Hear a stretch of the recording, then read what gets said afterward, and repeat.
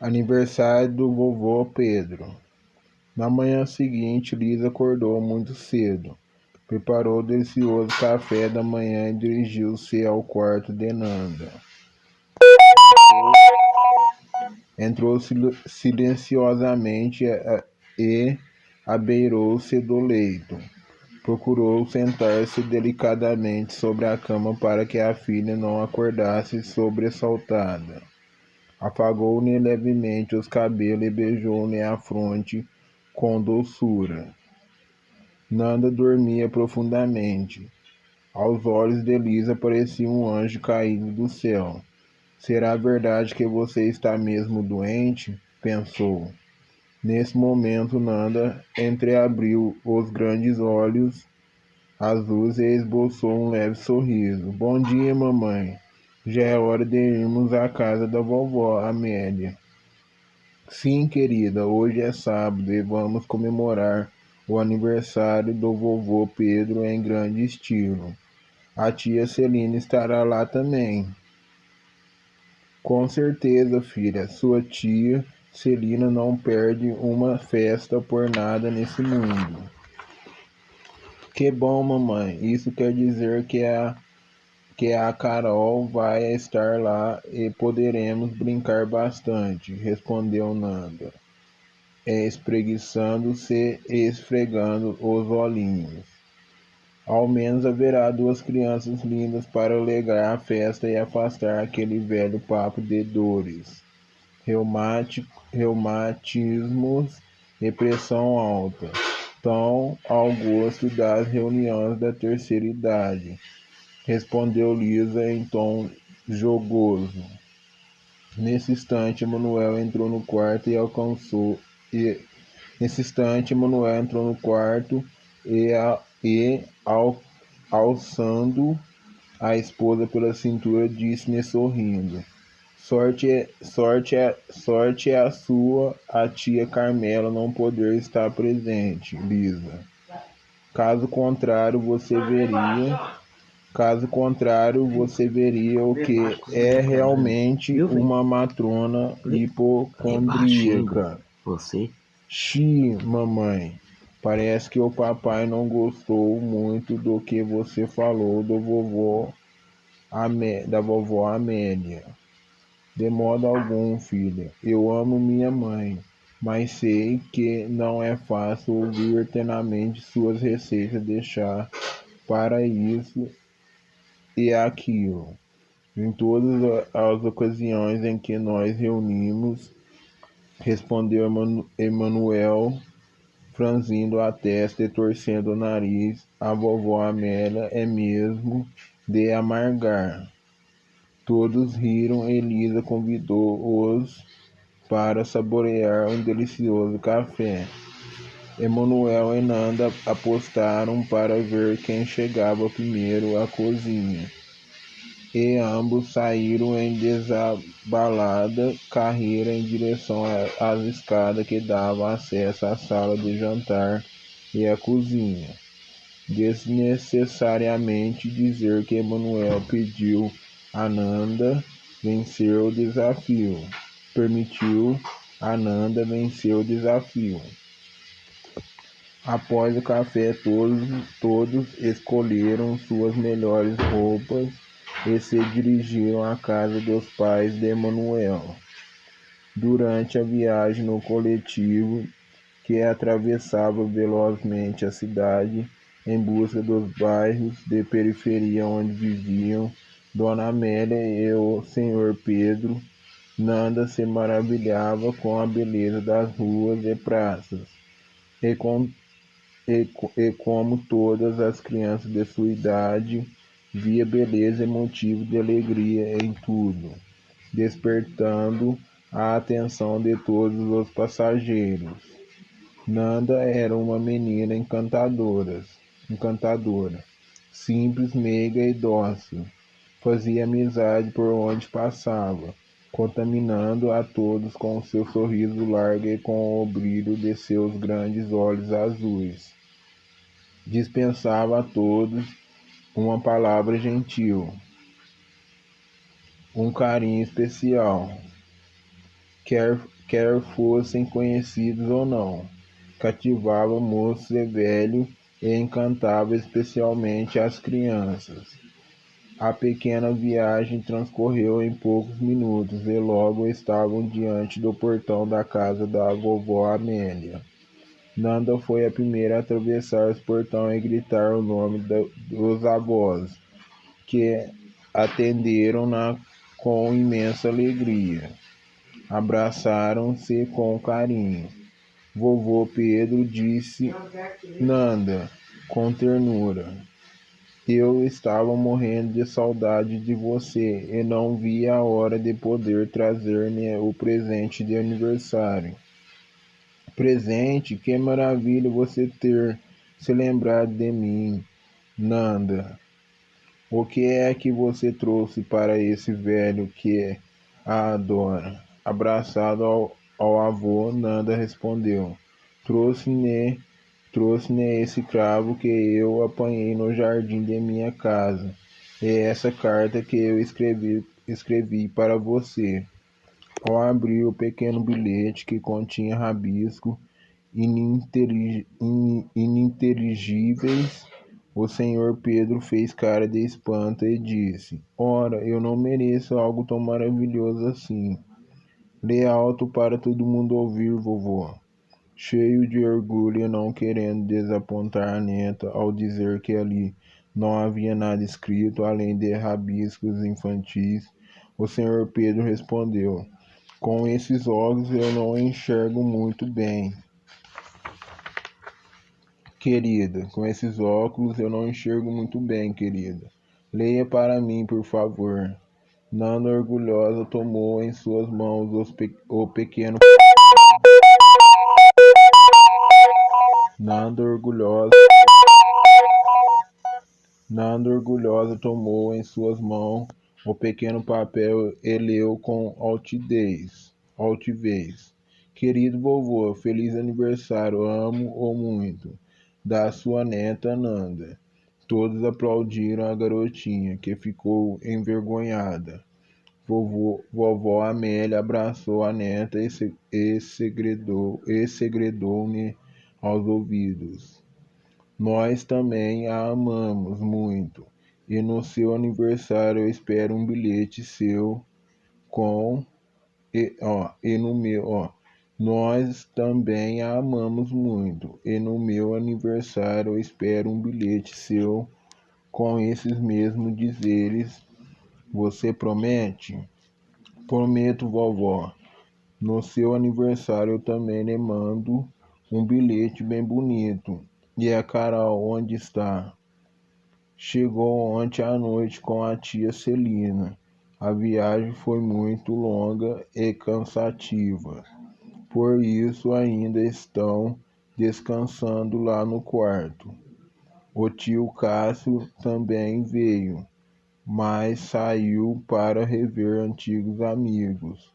Pensávamos que vocês iam chegar mais tarde e por esse motivo ele não os esperou, respondeu Dona Amélia, agora dirigindo-se a Lisa e Emanuel. Acomodem-se, vamos nos sentar na sala de estar. Nanda, se você quiser, pode ir até o quintal para brincar com o Hércules. Puxa, vovó, ele deve ter crescido muito desde a última vez que eu o vi. Veja por si mesma. Ele está lá fora, embaixo da goiabeira. Sem titubear, Nanda saiu correndo em direção ao quintal. A sós, os adultos puderam conversar com mais tranquilidade. Pairava no ar a ansiedade por um esclarecimento que fosse capaz de amenizar as expectativas negativas quanto à doença de Nanda. Dona Amélia, já aflita, foi a primeira a quebrar o silêncio. E então, o que é que vocês têm a nos dizer? Mamãe, vamos deixar para depois essa conversa. Hoje é aniversário do papai. É dia de festa e alegria. Que nada, filho. Isso não importa, disse o Sr. Pedro, visivelmente tenso. Pode nos dizer a verdade. Não há verdade alguma, papai, somente suspeitas, respondeu Emanuel, evasivo. Lisa interrompeu o diálogo, dizendo: Emanuel tem razão, hoje é dia de alegria e festa e não há nada de concreto sobre o caso de Nanda. Além do mais, o Dr. Carlos é apenas um clínico geral. Na próxima semana vamos consultar um especialista em Belo Horizonte. Mas ele diz que é mesmo leucemia? Perguntou Dona Amélia, com lágrimas nos olhos. Mamãe, não sofra por antecipação. Lisa tem razão. O Dr. Carlos apenas levantou uma suspeita e nos orientou para procurarmos um especialista em BH, disse Emanuel, com o objetivo de amenizar o sofrimento dos pais. Sim, mas então pode ser grave e fatal, disse Dona Amélia em pranto.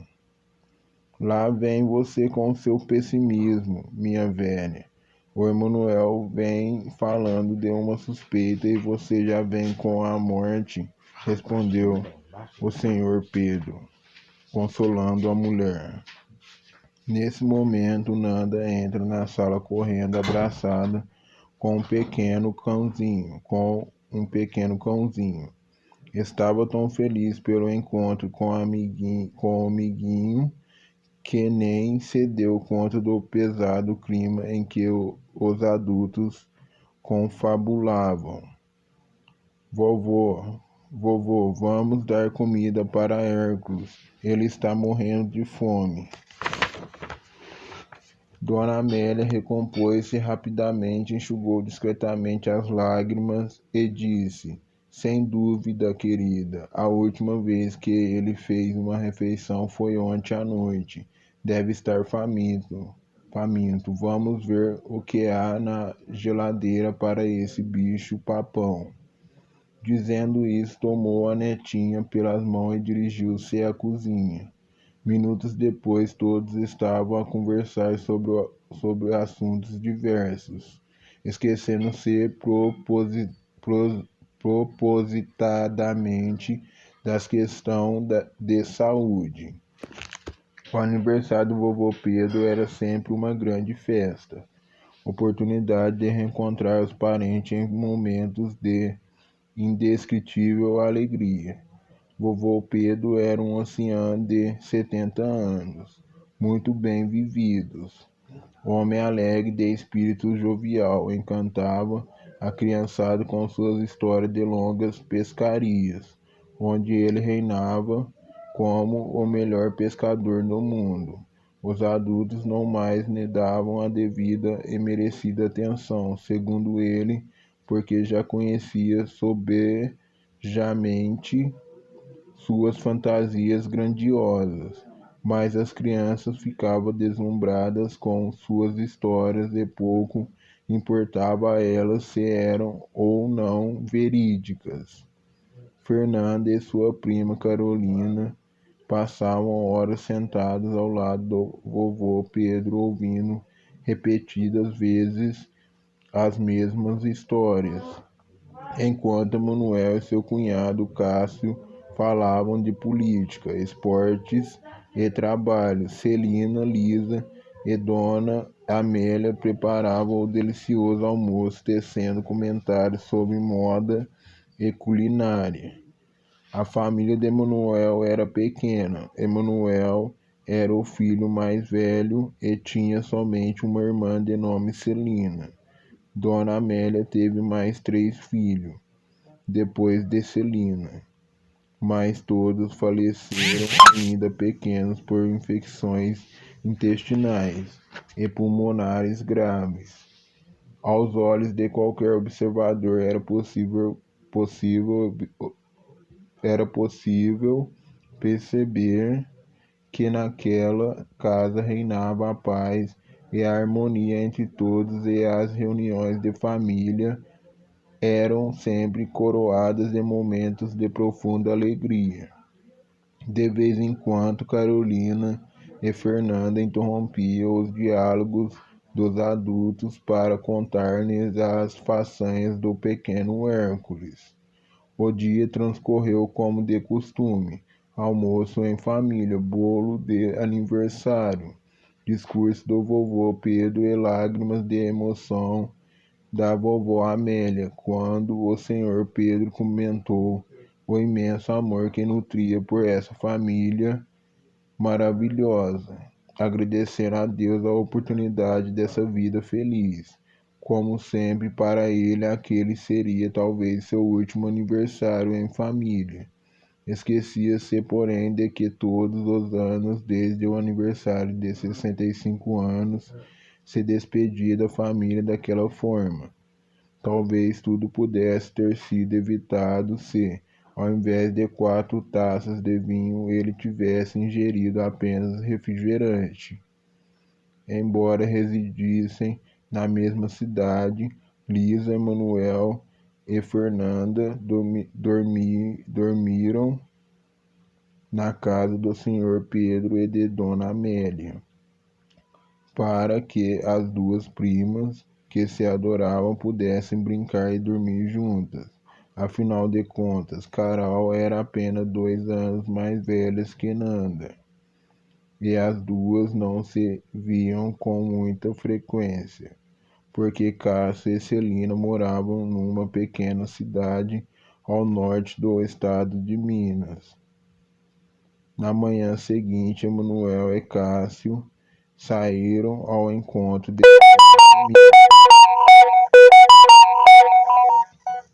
Na manhã, na manhã seguinte, Emanuel e Cássio saíram ao encontro de velhos amigos da infância, enquanto Lisa e Celina conversavam animadamente sobre os afazeres do lar. Celina e Dona Amélia comentou que você tem feito bordados maravilhosos. Sem dúvida, Lisa, respondeu Celina, tirando alguns tecidos de sua sacola. Veja que perfeição esse caminho de esse caminho de mesa. Nossa, que maravilha, você me ensina a fazer um igual? Perguntou Lisa admirada. Sim, querida, você vai se surpreender com a facilidade desse ponto, respondeu Celina, demonstrando a Lisa a técnica de bordar com perfeição. Em meio à conversa, Celina não conseguiu conter a curiosidade e perguntou sobre a doença de Nanda.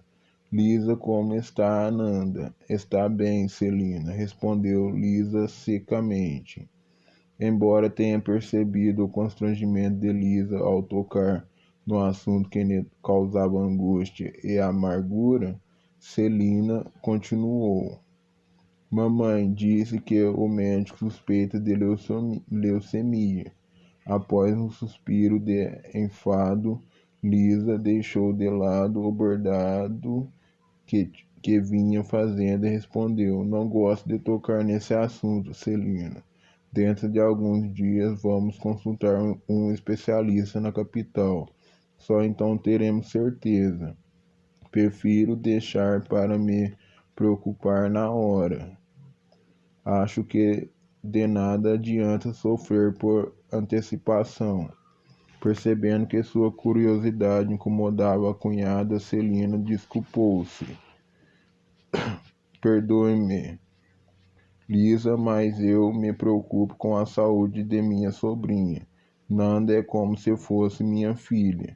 Além do mais, tenho interesse em saber sobre a doença dela, visto que a Carol e ela não se largam um só minuto. Quando mamãe me contou sobre as febres e o emagrecimento que ela vem apresentando, fiquei temorosa que pudesse ser algo contagioso. Será que não é tuberculose? Profundamente ofendida, Lisa respondeu.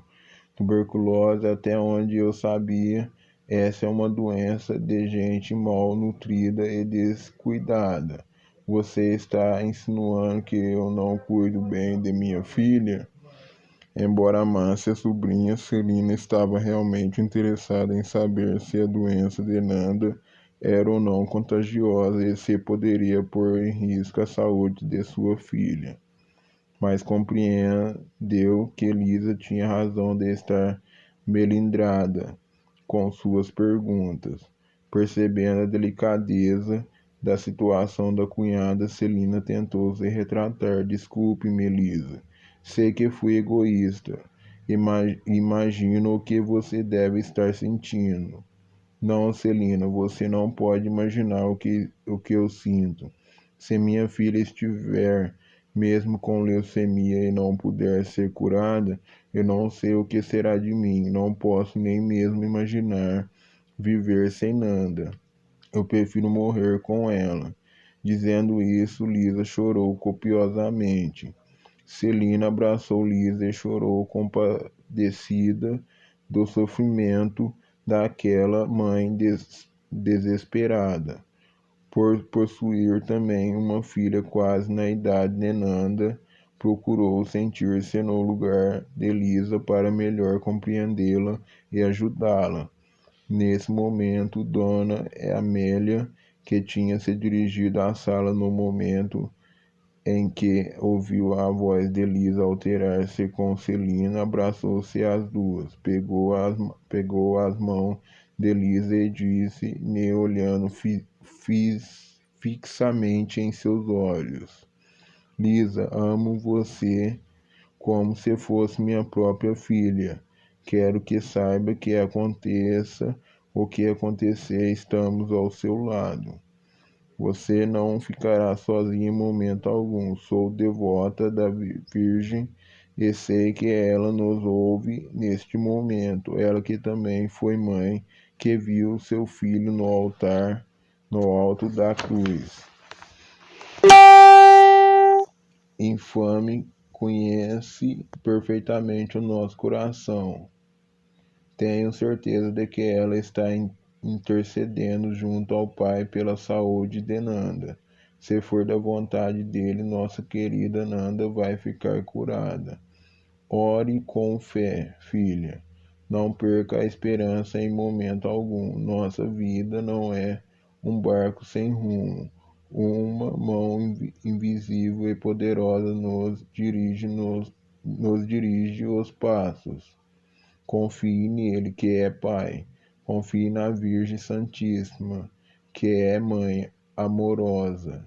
Tenha certeza de que tudo vai dar certo. Resigne-se à vontade de Deus. As provações surgem como um termômetro da nossa fé.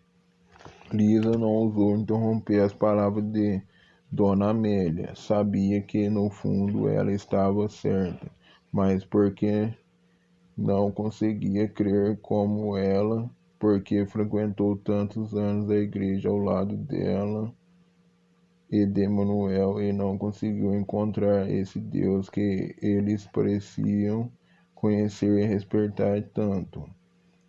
Enquanto a pequena assembleia, formada pelas três senhoras, choravam e se consolavam mutuamente no plano espiritual invisível aos olhos da carne, três amigos espirituais ligados a esse grupo familiar formavam uma corrente de luz ao redor. Eles oravam e meditavam. Um deles, o que parecia ser o líder do grupo, mantinha a cabeça baixa e os olhos fechados. A mão direita estava sobre a cabeça de Dona Amélia. Das esferas espirituais superiores caíam fluidos, como se fossem gotículas de orvalho prateado. Ao tocarem a cabeça de Dona Amélia, se transformaram em pétalas de rosas que desapareciam ao tocar o chão. Sem saber o que se passava consigo naquele momento, Dona Amélia sentiu-se invadida por uma força descomunal que a fortalecia. As lágrimas secaram de súbito. No olhar, um brilho diferente dava a impressão de que a avó de Nanda estava deslumbrada pelo que via. Sua voz, mais firme que de costume, soou no ar, deixando Lisa e Celina boquiabertas. Lisa, minha filha, é chegada para você o momento da sua aprovação. Espere e confie no Pai. Nada acontece sem que haja nisso a vontade dele. Tenha sabedoria, filha, para distinguir o que pode e deve ser mudado daquilo que precisa ser aceito sem questionamentos. Não esmoreça um só minuto. Lembre-se de que tudo passa, nenhuma provação é para sempre. A morte não existe. Estamos em trânsito para a vida maior e para Deus. De nada adianta buscar a Deus nos tempos de pedra, no culto exterior. Ele existe dentro do seu coração. Procura-o, Lisa. A hora é agora. Subitamente, Dona Amélia voltou a chorar copiosamente, soluçava, o peito arfava. O coração batia descompassado. Lisa e Celina ficaram apavoradas. Será que Dona Amélia está tendo um ataque cardíaco? Pensaram. Mas que depressa chamaram o Sr. Pedro. Lisa correu até a cozinha e preparou um copo de água com açúcar, enquanto Celina abanava o rosto da mãe. O Sr. Pedro adentrou a sala ansioso, mas encontrou a esposa melhor. Estava mais calma.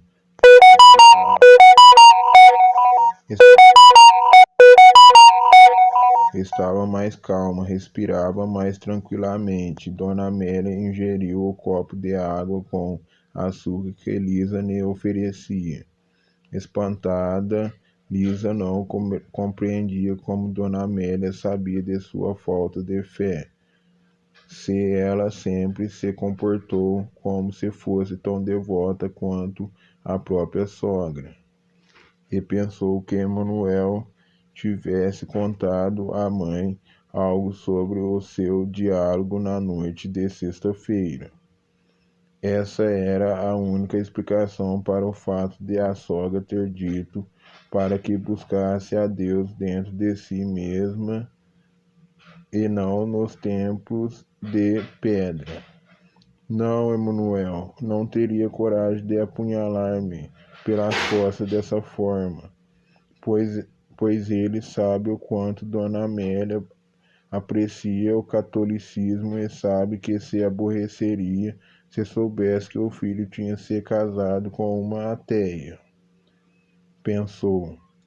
O pensamento de Lisa vagava sem rumo quando Nanda e Carol entraram na sala. Estavam assustadas, despertadas pela balbúrdia dos adultos, vestidos de pijamas e carregando nos braços seu bichinho de pelúcia. Nanda surpreendeu a todos com a pergunta: quem é esse homem acariciando a cabeça da vovó Amélia? Que homem? Perguntaram todos ao mesmo tempo. Esse homem de branco está aí ao lado da vovó. Lisa abraçou a filha Nanda e beijou-lhe a testa, preocupada. Eu sabia, a febre voltou. Sempre que Nanda tem febre, delira desse jeito.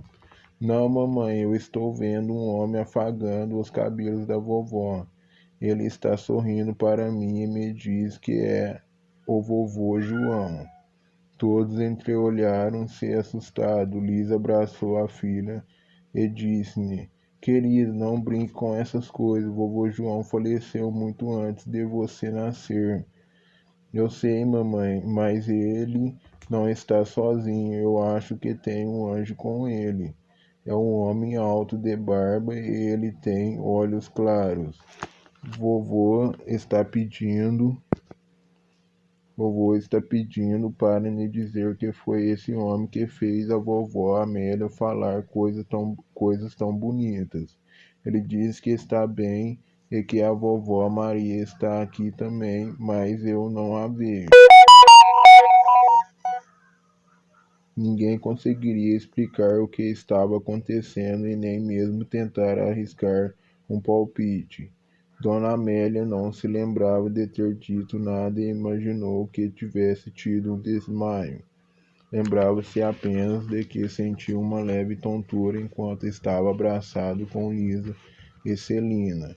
Preocupada, pensou em procurar um médico no dia seguinte. Talvez fosse a pressão que tivesse se alterado um pouco além do habitual. Senhor Pedro convidou Dona Amélia para sentar-se na varanda. Um ar fresco faria bem aos ambos. Celina abraçou a filha e convidou-a a tomar um copo de leite com pão, enquanto Lisa dirigia-se ao quarto para dar um antitérmico a Nanda.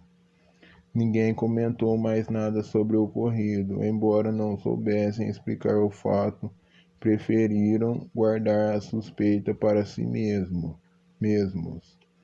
Dona Amélia e o Sr. Pedro se contentaram em acreditar que tudo não passou de um mal-estar físico provocado pela pressão alta de Dona Amélia. Celina acreditou na explicação dos delírios causados pela febre. Conforme Lisa havia explicado, Nanda não compreendia por que a mãe a fez prometer esquecer o fato, mas Lisa intimamente ficara impressionado com o ocorrido. Em verdade, não Nanda vinha apresentando picos febres com frequência. Algumas vezes se queixava de dores nos ossos, outras vezes apresentava pequenos sangramentos nasais ou hematomas discretos em algumas partes do corpo, causados por pequenos traumas, mas nunca tinha tido delírios ou alucinações. Lembrou-se que o Dr. Carlos havia dito que se a doença atingisse o sistema nervoso, o caso seria gravíssimo e ela se queixaria de dores de cabeça, mas não comentou nada sobre alucinações ou delírios. Talvez o Dr. Carlos tenha razão. O caso de Nando não deve ser nada bom, pensou a Frita. Quando Manuel voltou do passeio acompanhado de Cássio, Lisa comentou o ocorrido. Emanuel, impressionado, também não soube explicar o que aconteceu, mas arriscou. Querida, Ananda é uma menina muito inteligente. Ela tem visto as fotos dos seus pais com frequência. Com certeza, com a febre, houve uma super excitação da mente dela. Deve ter imaginado tudo isso.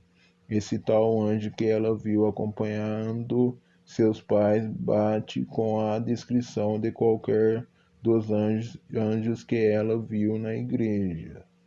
Todos têm barba, são altos e têm olhos azuis, e isso não significa nada, é apenas fruto da imaginação infantil.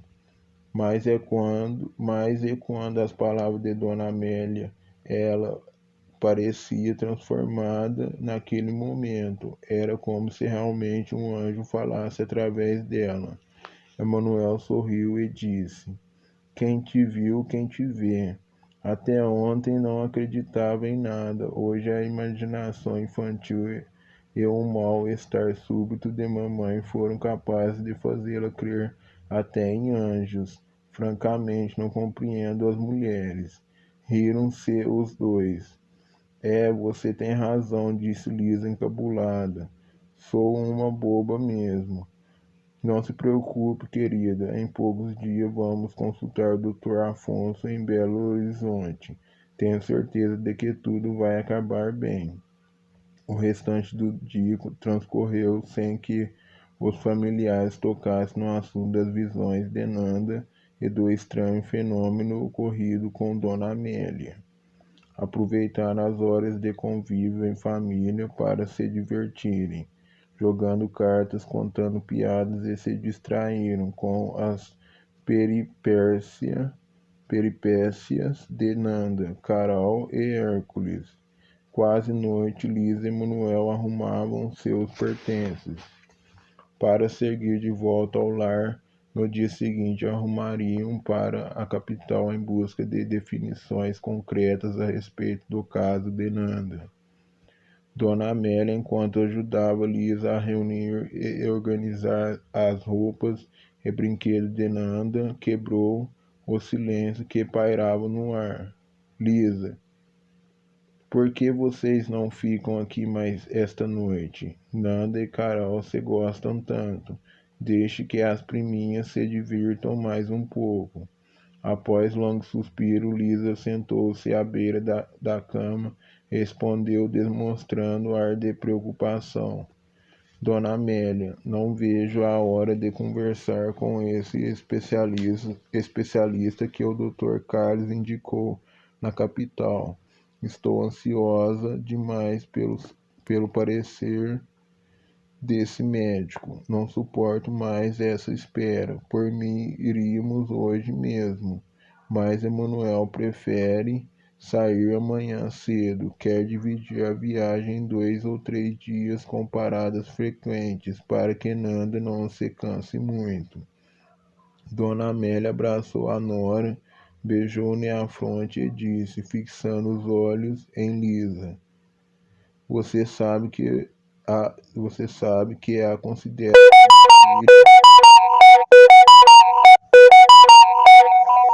Você sabe que Você sabe que a considero como filho do meu coração. Acho até que você me compreende mais que a minha Celina, que é a filha da minha própria carne. Gostaria de poder viajar com vocês. Queria estar ao seu lado quando conversasse com esse tal Dr. Afonso. Mas infelizmente não posso deixar o Pedro e também não posso levá-lo. Sabe como é? Viagem, estada, alimentação, tudo fica muito caro, mas saiba que estarei com vocês. Tenho feito minhas orações com regularidade e fiz uma promessa para que dê tudo certo. O Dr. Carlos é um bom médico, mas acho que desta vez se enganou. Impossível a nossa Nanda estar com leucemia. Também estou convicta disso, Dona Amélia, mas no fundo sempre fica alguma incerteza. O medo de perder a pessoa que mais amo nesse mundo me deixa aflita. Nem penso nisso, filha. Nem pense nisso, filha. Tenho certeza de que minhas orações serão ouvidas pela Virgem. Ela também foi mãe e saberá interceder junto ao Pai a favor de Nanda. Não quero contrariar sua fé na Mãe Santíssima, Dona Amélia, mas como mãe de Jesus, ela se mostrou impotente para evitar sua morte na cruz. Aquele comentário caiu como um balde de água fria sobre Dona Amélia, que afastou-se de Lisa, fixando-a com espanto. Lisa, isso é blasfêmia. Como ousas julgar o próprio Deus? Tentando retomar a própria serenidade, Dona Amélia continuou. Jesus morreu na cruz, levando sobre si todos os nossos pecados.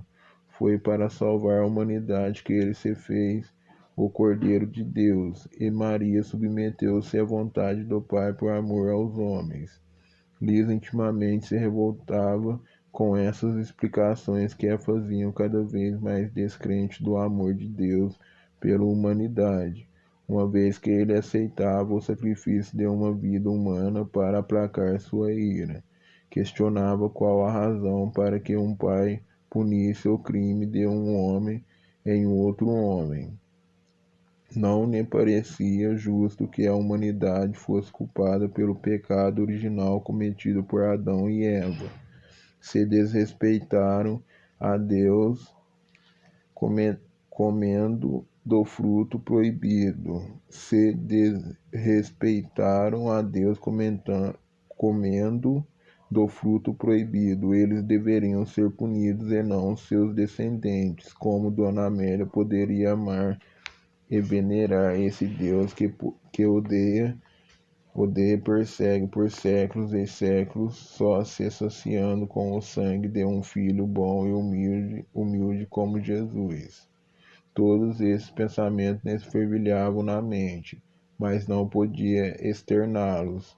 Para Dona Amélia seria uma sentença de morte saber que a esposa de seu filho querido abominava todos esses dogmas e era ateia. Em respeito à mãe de seu esposo, Lisa preferiu calar-se e simplesmente pedir desculpas.